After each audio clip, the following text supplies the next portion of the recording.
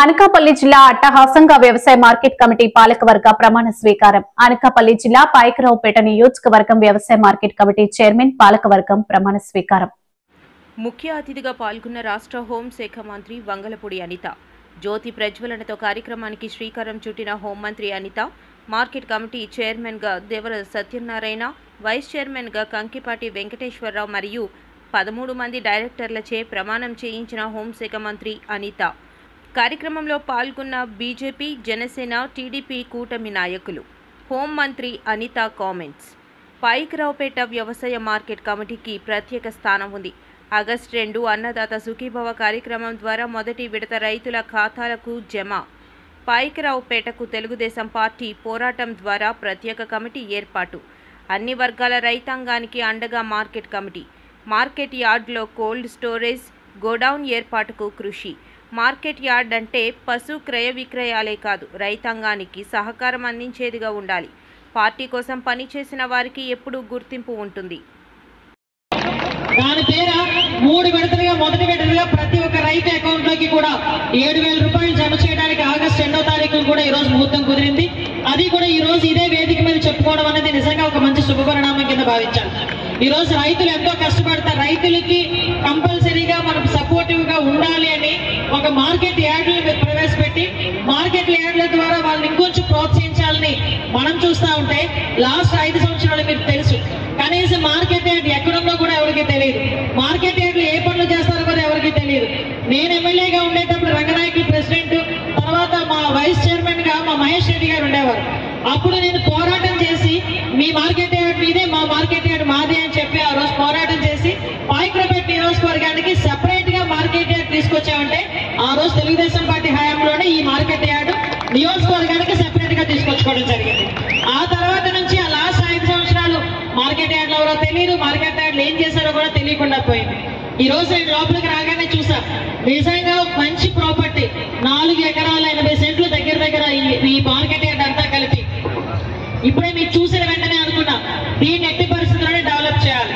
ఎందుకంటే సుమారుగా ఇకున్న రైతాంగం మనకి వరి పంట ఎక్కువగా ఉంటుంది, పల్సెస్ ఎక్కువగా పండిస్తారు, ఒక పక్క తమలపాకులు రైతులు ఉన్నారు, ఒక పక్క నుంచి కూరగాయలు పండించే దొంగడ ఆ ఏరియా అంతా చూస్తే కూరగాయలు ఎక్కువగా పండించే ప్రాంతం ఉంది.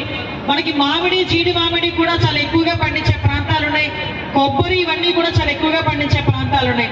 వీళ్ళందరికీ కూడా నేను లాస్ట్ టైం చెప్పేటప్పుడు తమలపాకుల రైతులు కానీ, ఒక పక్క టమోటా పండించే రైతులు, వీళ్ళందరూ కూడా కనీసం స్టోరేజ్ చేసుకోవడానికి ఇక్కడెక్కడ ఎక్విప్మెంట్ లేకుండా పోయింది. అంటే కనీసం ఇక్కడ వాళ్ళు పండించిన పంటని స్టోర్ చేసుకొని అక్కడ రైతులకి ధర వచ్చినప్పుడు తిరిగి తీసుకెళ్లి అమ్మే పరిస్థితి లేకుండా పోయింది. దీనికి ఈ రోజు ఇక్కడ వచ్చిన తర్వాత మళ్ళీ వీరికి ఏదో కానుక ఇవ్వాలి కదా మరి నేను వచ్చిన తర్వాత మార్కెట్ యార్డ్ వాళ్ళకి.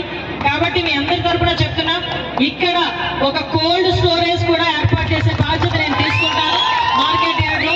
అదేవిధంగా మార్కెట్ యార్డ్ లో ఒక గొడౌన్ కూడా ఏర్పాటు చేసే బాధ్యత తీసుకుంటారని మీ అందరికీ భరోసా ఇస్తున్న బాధ్యత కూడా నేను తీసుకొని యాజ్ ఎర్లీ యాజ్ పాసిబుల్ ఇక్కడ మనకు అవకాశం ఉంది, స్థలం ఉంది, అవకాశం ఉంది.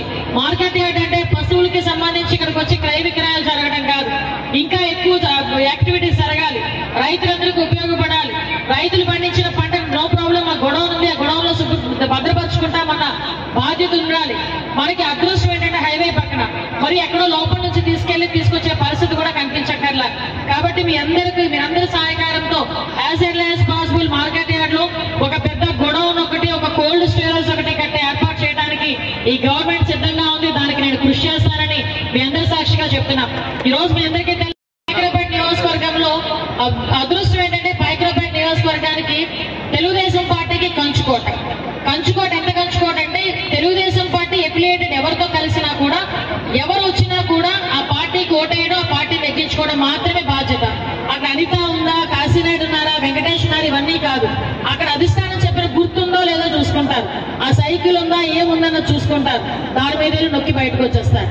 మీరందరూ కూడా ఎంత ఇచ్చారంటే మొన్న ఎలక్షన్స్ లో ఎప్పుడూ కూడా చరిత్రలో లేనంతగా సుమారుగా 44,000 మెజార్టీని మీ అందరి ఆడబిడ్డగా నన్ను ఆదరించి నన్ను గెలిపించిన పరిస్థితి కూడా. ఆ రోజు అనుకున్నా మెజార్టీ పెరిగే కొద్దీ ఆనందం కన్నా బాధ్యత ఎక్కువ పెరిగింది.